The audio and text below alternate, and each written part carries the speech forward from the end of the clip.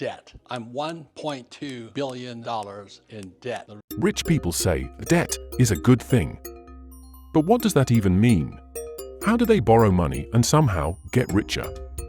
Yet, if you did the same, all you get is stress, bills, and a mountain of interest payments.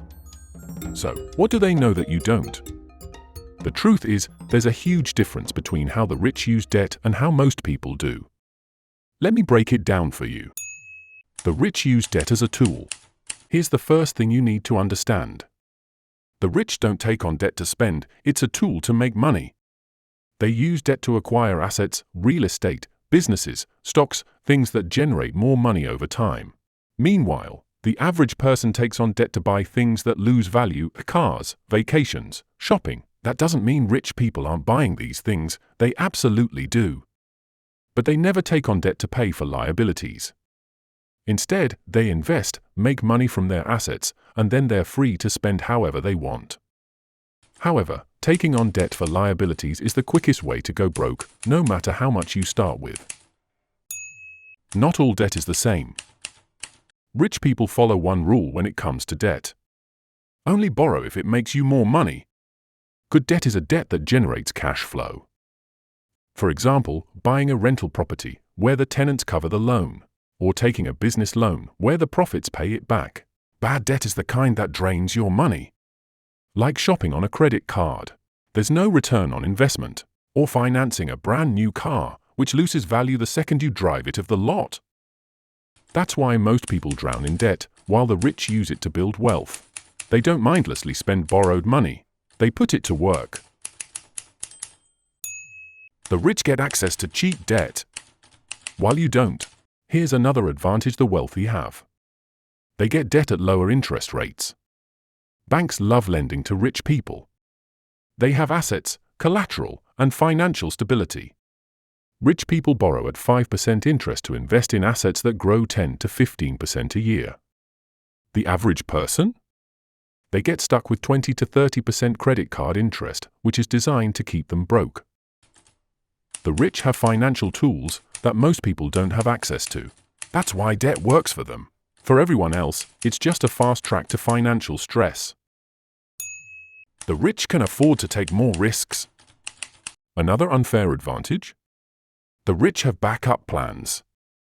If an investment fails, they have other income streams to fall back on. But if you're living paycheck to paycheck and take on risky debt, one mistake can wipe you out. Without a safety net, using debt is an invitation for financial disaster. Also, the wealthy use borrowing to minimize taxes.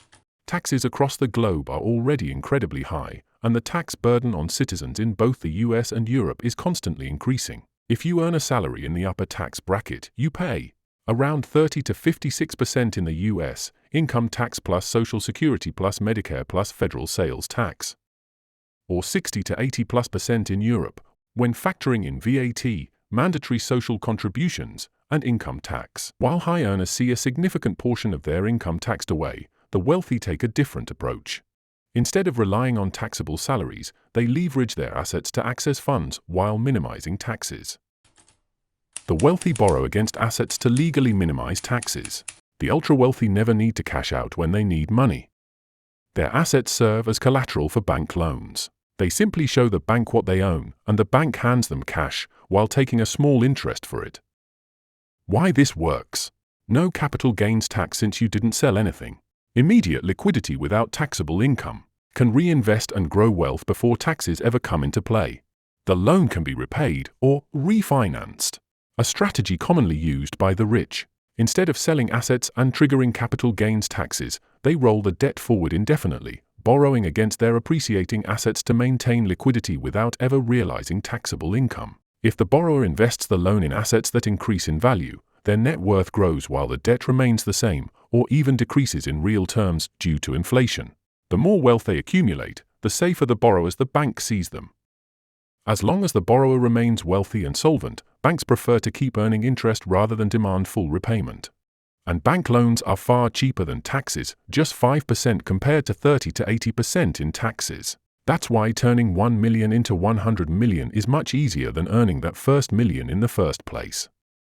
Maybe it's time we rethink the way we idolize those self-made billionaires who started their businesses in a garage next to a Ferrari that was parked there. So, should you take on debt like the rich? Well, not unless you know exactly how to use it and can actually pull it off. So what should you do? Build income streams before taking on debt. Never borrow for things that lose value. Focus on increasing cash flow before playing the debt game. If you don't understand how debt works, don't use it. Remember, the rich don't get rich from debt alone. It's just one extra tool in their arsenal.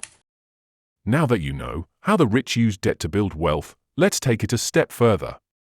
Watch my video on trust funds to see how they grow and protect that wealth for generations.